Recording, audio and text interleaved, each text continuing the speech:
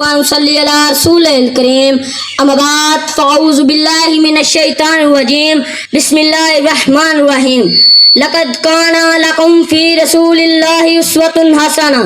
سرمایہ حیات ہے سیرت رسول کی، سرمایہ حیات ہے سیرت رسول کی، فلاح کائنات ہے سیرت رسول کی۔ بنجر دلوں کو آپ نے سیراب کر دیا، ایک چشمہ صفات ہے سیرت رسول کی۔ جناب صدر، معزز اساتذہ کرام اور میرے ہم مکتب ساتھیوں، السلام علیکم۔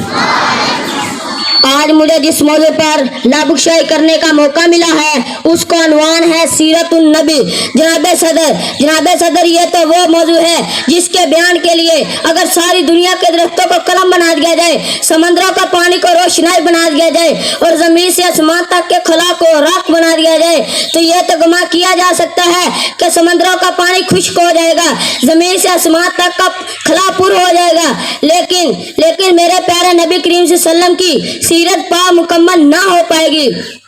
زندگیاں بیت گئیں اور قلم ٹوٹ گئے، زندگیاں بیت گئیں اور قلم ٹوٹ گئے، پر تیرے اوصاف کو ایک باب بھی پورا نہ سکا۔ جناب صدر، ایک مسلمان کے لیے، ایک مومن کے لیے اور ایک کلمہ گو کے لیے آپ صلی اللہ علیہ وسلم کی ذات گرامی ہر لحاظ سے مرکز و محور ہے، وہی زمین و اطاعت کا منبع ہے۔ یہ طرفین، یہ مشرقین اور یہ مغربین آپ صلی اللہ علیہ وسلم کی شان کے اندر گم ہیں۔ آپ صلی اللہ علیہ وسلم کی قدت کی آن ہر رنگ و بو، لالا گل میں، مہکتے ہوئے چمن میں اور کلیوں کی مہک میں، بلبل کی چہک میں اور ہواؤں کی لہر میں آپ صلی اللہ علیہ وسلم کی شان کے جلوے دیتی ہیں۔ آپ صلی اللہ علیہ وسلم دو ورا الورا ہیں، ہماری پہچان کی حد سے بھی بات ہے، جو فلسفیوں سے کھل نہ سکا،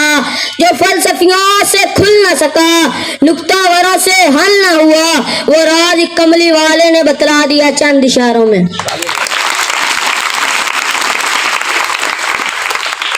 جناب صدر، آپ صلی اللہ علیہ وسلم نے ساری انسانیت کو پیغام نجات دیا۔ وجود شاہی، رکبیت فرعونی اور عصبیت ابو جہلی جو اس طرح مٹ گئے کہ کبھی دوبارہ زندہ نہ ہو سکے۔ جناب صدر، یہ ترقی یافتہ دور، ایٹم اور منطق کا دور، خرد کی پرواز نے چاند پر کمنڈے ڈال دی، سائنس نے مریخ کو مسخر کرنے کا دعویٰ کیا، لیکن صدر عزیز وقار آئے آج سے 1450 سال پیچھے چلتے ہیں، جب آج کا سیارہ نہ تھا، آج کا طیارہ نہ تھا، ایٹم کی ہمامی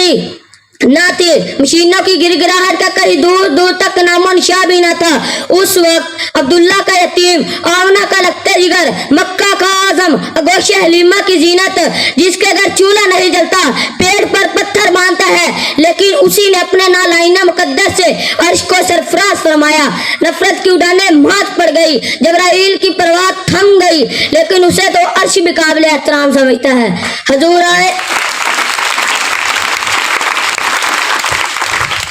حضور آئے تو سر آفرین اشفاق دنیا، حضور آئے تو سر آفرین اشفاق دنیا،